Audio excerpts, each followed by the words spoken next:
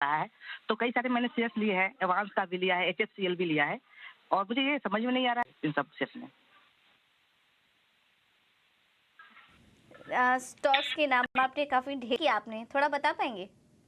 मेरे पिताजी करते थे ये खुद से, तो मैंने उनसे जब उनको फॉलो करते गया, देखते गया, सुनते-सुनते मैंने भी सोचा कि मैं इसमें आऊँ और मैंने पिछले इसी 21 जून से मैंने स्टार्ट किया। तो बीच-बीच में मुझे तो कुछ जैसे कि ज़ोमैटो में है, मुझे ग्रोथ दिख रहा है धीरे-धीरे, लेकिन कुछ ऐसे शेयर्स जो मैंने लिए हैं, उसमें थोड़ा उतार-चढ़ाव होते दिख रहा है और मैंने एडवांस में जो कि कम पैसे का था, मैंने ज़्यादा इन्वेस्टमेंट कर दिया इसमें, 3500 शेयर ले लिया था और आज के डेट में भी मैंने वो पीटीसी का भी कुछ मैंने परचेज़ किया है, तो मुझे ये समझ नहीं आ रहा है कि मैं मतलब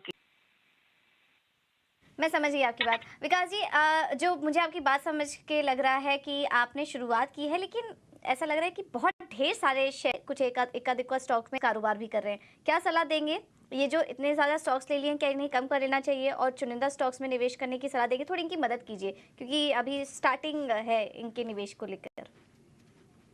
देखिए पूजा, मुझे लग रहा है कि इन्होंने ज़ोमैटो की बात की, बीपीसीएल की बात की, ठीक चुनी है। लेकिन मेरे ख्याल से अगर आप कोई भी पोर्टफोलियो में ओवर डाइवर्सिफिकेशन करने की कोशिश करोगे और आपका कैपिटल लिमिटेड है, तो बेहतर यही है कि आप कोई भी कंपनी में थोड़ी-सी कॉन्सन्ट्रेटेड अप्रोच लेके क्वांटिटी बढ़ाएँ, क्योंकि देखिए मार्केट में रिटेल इन्वेस्टर एब्सोल्यूट गेन्स के लिए आता है। रिलेटिव रेट इतनी छोटी क्वांटिटी इनके पास है और जितने ज़्यादा शेयर्स है, एब्सोल्यूट गेन्स उतना ही कम रहेगा। तो मेरे ख्याल से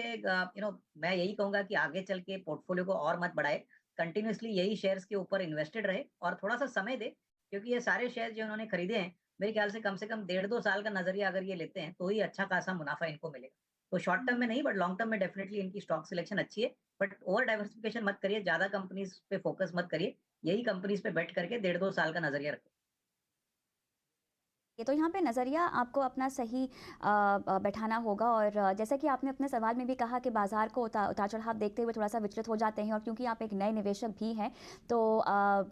इतनी सारी कंपनियाँ आपने भले ही ले रखी हों, लेकिन एक योजनात्मक तरीके से आप आगे बढ़ें और समय-समय पर एक बार खबरों के लिहाज से स्टॉक पे जो रिएक्शन हो रहा है, उसका संज्ञान ले लें ताकि आपकी नॉलेज में रहें और उसके मुताबिक आपको